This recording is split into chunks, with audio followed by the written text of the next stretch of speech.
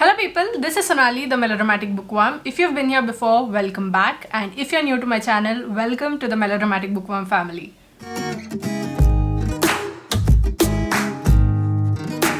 If you've been with my channel a while, you'll know that I make these kind of rant reaction videos without naming the book and dissecting it from page to page. The first ever video that I did was way back in December 2018. I leave the link here as well as in the description box below if you want to go check that out. And then there was this whole long series of 7 videos which I did. It was called the I Found Yet Another Shitty Book.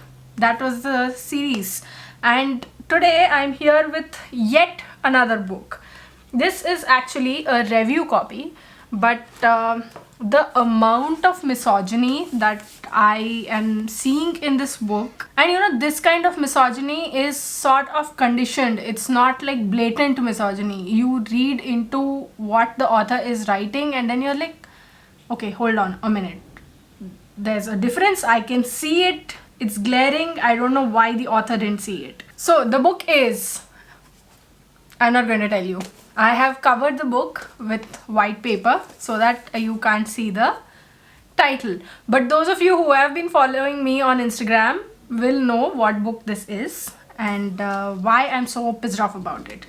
But I'm about 28 pages into this book and I got so angry about how this was turning out and the number of slight misogynistic jibes that the author had put in there that I was like, hold on, let me make a video about this. But I've noted down all of these jibes so far, so I will take you through them before I start reading this again and doing reactions. You know what, when you start reading a book, you have this feeling that maybe this is going to be a good book, but when you encounter something, you realize that, oh shoot, this is gonna be bad.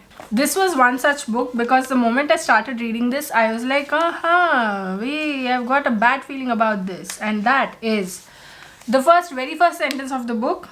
A tall man with a long flowing white beard riding a yellow horse with outstretched wings. This is on the latter part of the sentence is fine.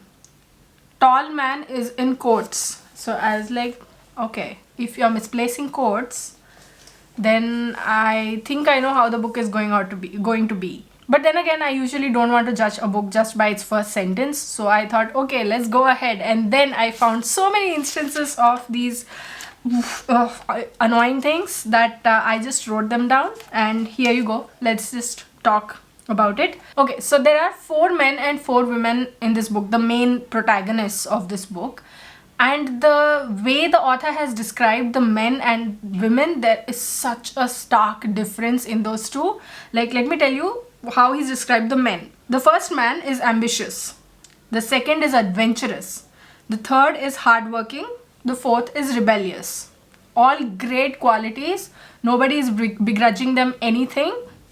Good for you if you are all of these things. But then now we come to the women. Okay, first woman, politically inclined. Second, will have religious orientation. Third, inclined towards business. Fourth, interested in marrying the man of her dreams. Okay, first of all, men have qualities. Women are supposed to be inclined towards something external. They don't have anything of their own. And you think that's what women are for? To serve some external purpose and not for themselves. One is inclined towards politics. Tell me about her, not about what she's inclined towards. You tell me about her, then I'll know what she's automatically inclined towards. No. You can see the difference here, right? Men have character traits. So beautifully he's written all those character traits. Those similar traits you could have given these women as well. No, but no. It was at this point that I could feel my BP rising. And I was like, okay, I know what kind of a book this is going to be. Peace, inner peace. Next up, there's this guy whose wife is pregnant and in labor. He was only looking at the beauty of his wife, who was going to deliver a baby for him. She was going to deliver a baby for him after 6 long years of their marriage. Like, you see where this is going? You see what I'm trying to say? This guy intentionally or unintentionally, either way is bad. He is making it out that women exist only to serve men. I mean, there's more coming. There's more. Oh, you're getting scandalized by this? No, no, no. Hold your horses, get some popcorn, because it's a long video. This is going to be a long video. So next, in the same breath, she was in pain and was screaming in labor. But she was happy to bear the pain, knowing that this will lead to the most cherished dream of her husband, a baby boy.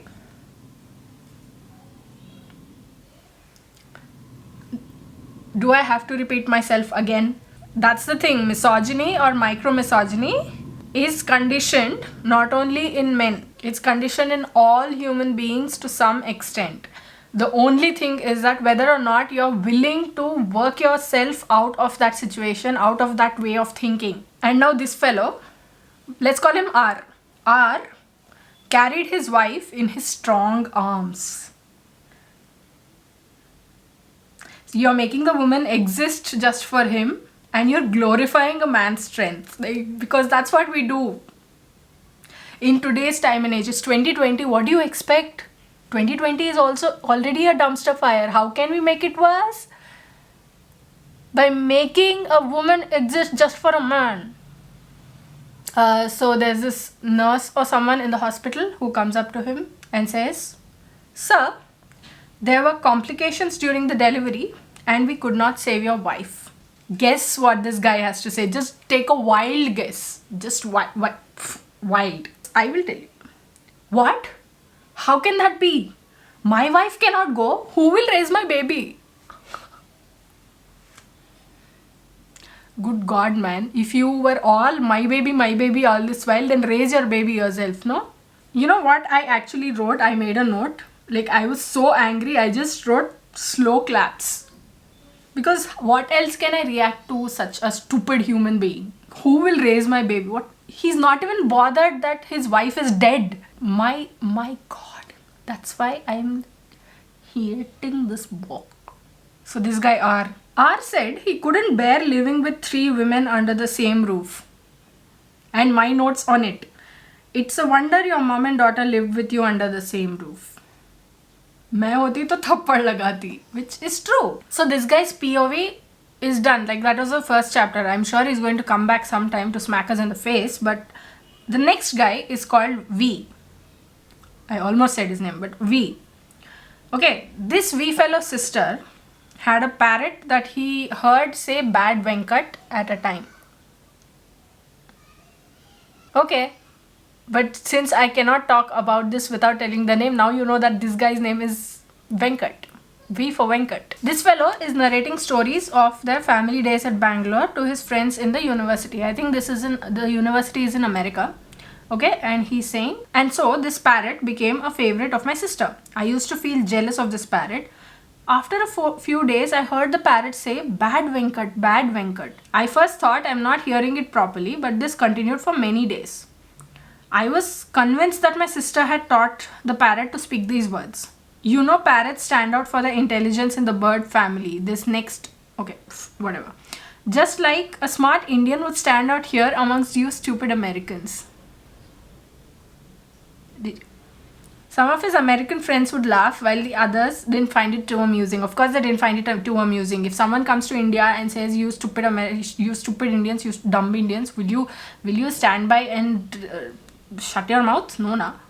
Anyway, I know it's supposed to be in jest, but come on, yeah. I was really mad at this parrot. He continues. One day, I took a knife, went to the locked wooden cage of the parrot, cut the side walls, and let the parrot fly free. He would then wait for somebody to clap at his unintentional good deed. Unintentional, it seems. Very, very smart fellow this fellow is. Of giving back true freedom to the parrot. My sister was red like a tomato when she came home later that day and found the empty cage. She saw me laughing and immediately knew that I was a culprit. She asked me why I had done this, and I told her I didn't like the bird calling me bad all the time. And do you know what she said? She said that she was teaching the parrot not to use its claws to scratch her. And she kept telling the parrot many times that bad when cut. Bad when cut. So you see, my friends, This is probably when the parrot had picked up these words, which sounded so much like my name. I have never heard or never read a lame joke as this one. I mean, I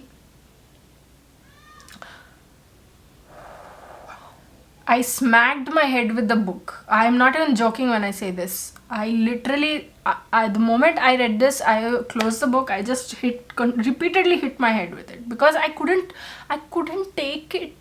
I couldn't take the brilliance of this joke. Next one. There's someone who approaches Venkat.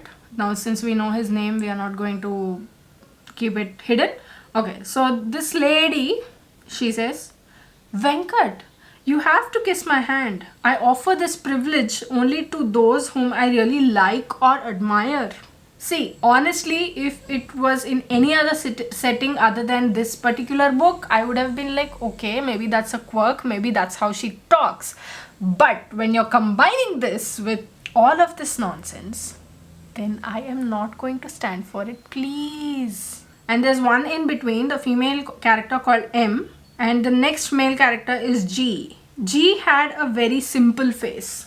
I don't know what you mean by that. So that was till where I read this book. And now on to reading the rest of the book. And how many pages are in this? 254. God, please bless me and save me. Okay.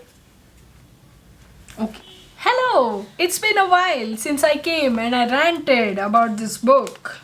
But you know what happened? As you know, I was writing down stuff in this book, but there was so much to write that I started marking. I don't want to show that book to you because it doesn't have a cover right now. Anyway, so I started marking things, underlining things in that book because I didn't have the patience to write everything down in this book. So what I will do is right now I will just read out whatever I've noted down here. Okay? V and M were now a couple in the Tulane campus. The sentence is fine. There's no grammatical mistake over there. But when you put couple in quotes, are you being sarcastic about them being a couple? Or do you have any other definition of couple that you want to share with us about? What?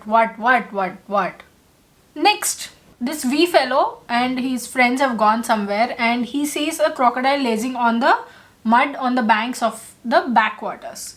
You know what his first reaction is? It looked fat and ugly. Like crocodile ko bhi nahi choda isne. Like crocodile is also not exempt from this fellow's comments. Such comments. Like what is... Okay. Next. M came up the water and saw V inside the boat. First of all, water is not a ladder that you can come up or you can climb. You can emerge from it or you can break the surface of it, or there are a million other things that you can say instead of came up the water. V was inside the boat.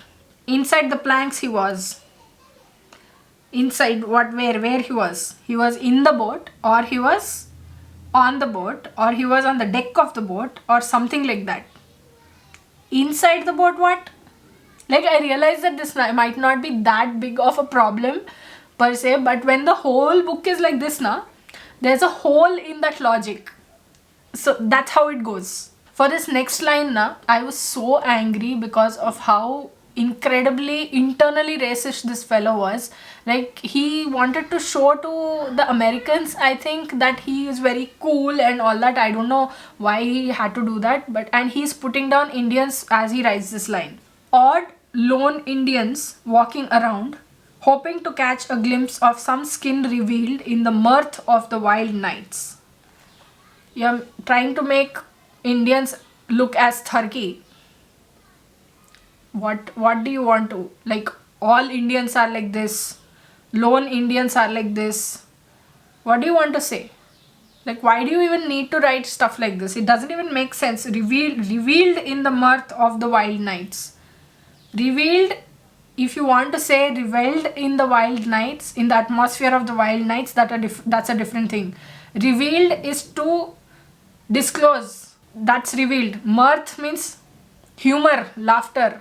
why did you bring these two together and why are you spitting on Indians? I have no clue whatsoever. Okay, so this next thing comes online with the way this author has been treating women throughout the book, and every single woman in this book is there just as a showpiece.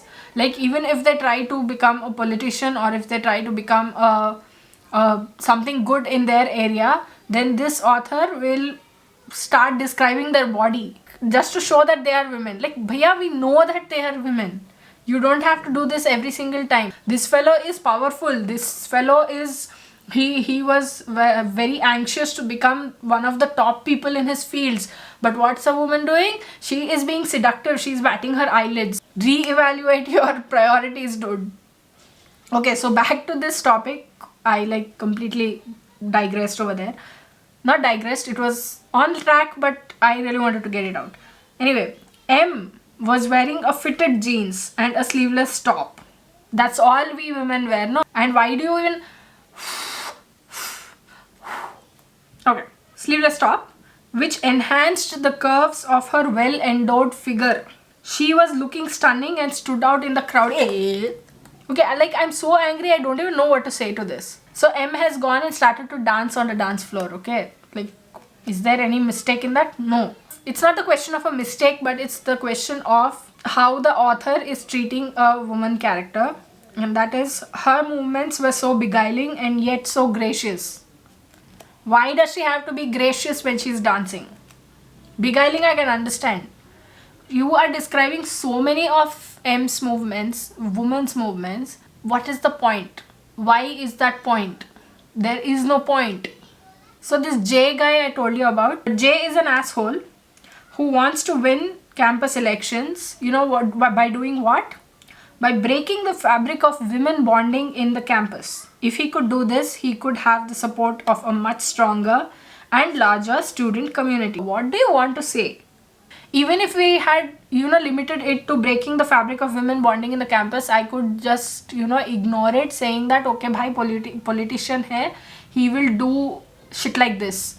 But after that, when he explained the things, saying he could have support of a much stronger and larger student community. What? You're breaking women into pieces. So once you break one part of me, another person will grow from the other part, broken part, or what? How will you have a much stronger and larger student community if you break the fabric of women bonding? Like, both of them don't even set together. How is that contextually important? How does that make sense? Tell me.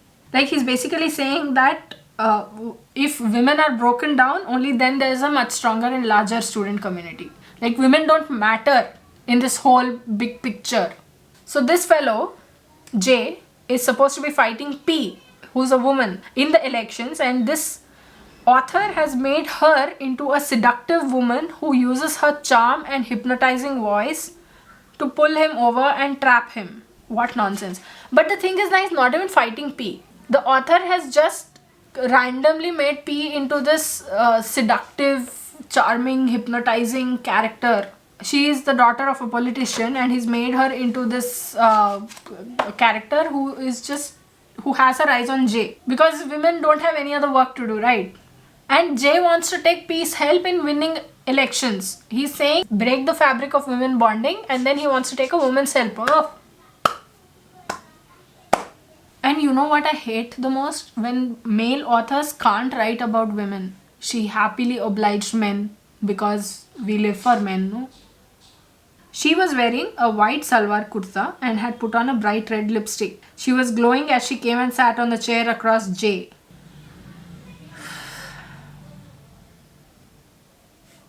Shanti rakh, Shanti. And this next paragraph was so stupid. Let me read it out to you. So J and P are talking, and J is like, I'm willing to do whatever you ask me, P. Really? Whatever? Will you sleep with me in my bed? P looked straight at J with those same eyes again. Only this time a bit more piercing. What do you mean same eyes? Do you think she'll borrow eyes from the person sitting beside her and then she'll look at him? Kya? P! How can you even say something like that? J was furious. What did you think, Jay sir? I only meant whether you will be happy to take the support of my father's party sign. Support of my father's party sign is the bed. That sentence doesn't even make sense. Make sense, not bake sense. My head is baked. P tried hard to control her smile. This is so lame. This book is... Oh. P is trying to seduce and usme she is making jokes. Namaskar. P was aware that she was admired. She knew that the men would be easier to convince.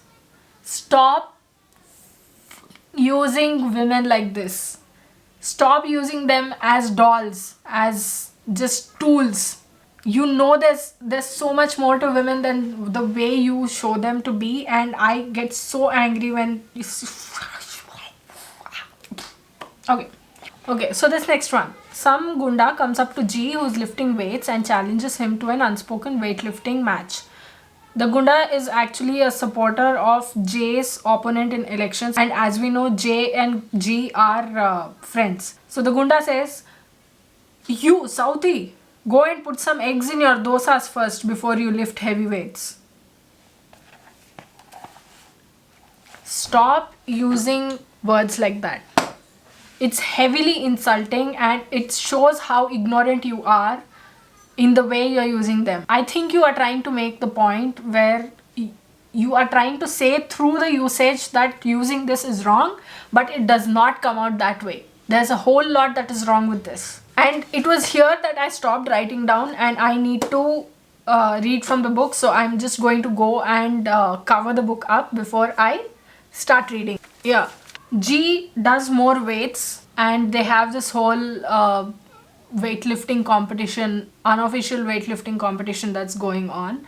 And see what happens is, G remained silent. This time he went and added 25 kilos to the rod. It was a total of 100 now. The goon looked a bit startled, but he added another 10 kilos and his total was 100 kilos too. G noted wryly that J would have loved this match of equals. G closed his eyes, concentrated for a while, and then started lifting. The man started lifting too. G finished his 8 rounds in the set and got up and looked at his opponent, who was struggling to lift the rod up in his 7th round. G walked up to him and helped him do the 7th and 8th rounds, and then said, "King of North." So from this we prove that pop culture, Game of Thrones, watches. Like I did not make sense, but neither does this book, so let's keep it at that. King of North, go and put some eggs in your balls first before you challenge someone from the land of Rajinikanth. Like, that's the only thing you associate with South India or from Tamil Nadu. Like, calling someone Rajinikanth is not the problem here. The problem is you are using all those references while putting us down, while putting South India down. What is Southie? And then you know what happens? G was a tough man. He had faced tough times. He knew how to handle tough people. He was determined to lead a tough life ahead and sit for the Indian Police Service examinations. How this whole thing comes together, I have no clue.